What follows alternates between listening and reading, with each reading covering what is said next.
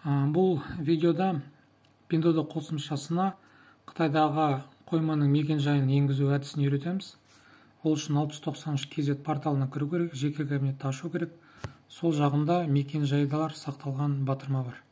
Бұны басамыз. Бұл жерде әр клиенттің өзіне тиісті коды мен мекен-жайды осы жерде көрсетілген. Мекен-жай көрсетілген. Мекен-жайдың сол жағында көшіру батырмасы бар. Басамыз, көшіріл деп хабарлама шығады. Енді Pinduoduo қосымшасын ашамыз. Pinduoduo қосымшасын ашқан кезде мекен-жайды енгізу мәзірінде екінші батырма бар. Соны басамыз.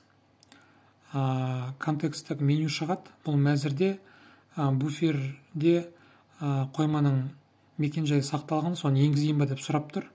Сол жағындағы батырманы басамыз, енгізу деп. Мекен-жай автомат түрде енгізіледі. Ештеңені қолмен енгізудің қажеті жоқ.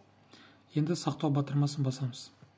Мекен-жай сақталды. Енді Pinduoduo қосымшасы арқылы тапсырыс беруге болады.